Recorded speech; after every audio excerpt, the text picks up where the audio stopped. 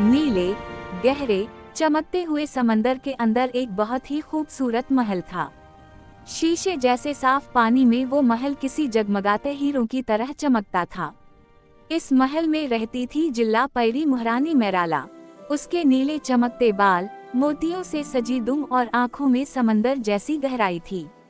इसके आसपास रंग बिरंगी मछलियाँ तैरती रहती।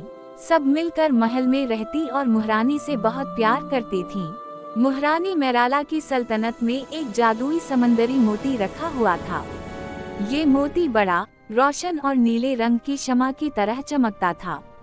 इस मोती की ताकत से पूरा समंदर महफूज रहता था। अगर कभी मोती गायब हो जाए तो समंदर का तवाजुन बिगड़ सकता था। एक दिन मोती गायब हो गया।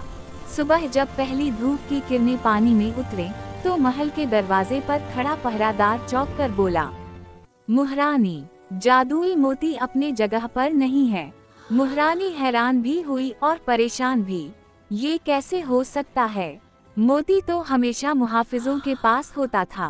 पूरा समंदर खामोश हो गया, क्योंकि सब जानते थे कि बगैर मोती के समंदर खतरे में है। महारानी ने अपनी चमकती दुम झुलाई और कहा, मैं खुद मोती तलाश करूंगी, चाहे मुझे समंदर के आखिरी किनारे तक जाना पड़े। इसकी दो बेहतरीन साथी भी साथ चल पड़े और यूं शुरू हुआ एक हैरतनाक सफर।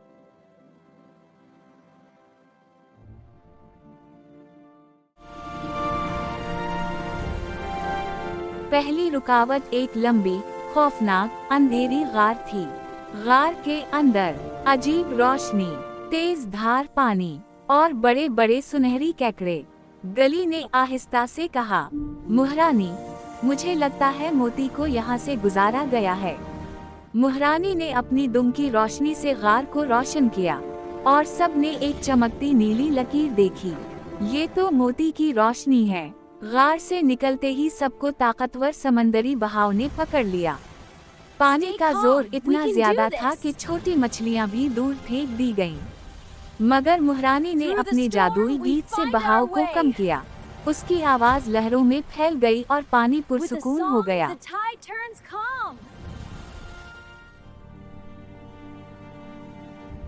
वो एक पुराने डूबे हुए शहर तक पहुँचे।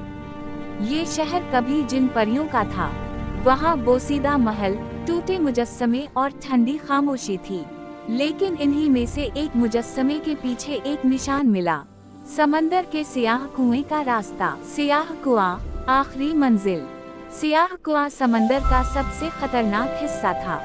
यहाँ रहता था काला ऑक्टोपस बादशाह मकूरा, जो हर चमकती चीज को अपनी गार में जुमा कर लेता था।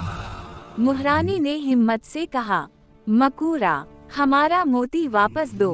मकूरा हंसा, जो चीज एक बार मेरे पास आ जाए वो वापस नहीं जाती। मगर अचानक गली ने एक शानदार ख्याल सोचा। वो बोली, अगर हम एक ऐसा गाना गाएं जो उसके कानों को भा जाए, शायद वो राजी हो जाए। महारानी, गली और डोलिफा ने मिलकर जादुई समंदरी गीत गाया।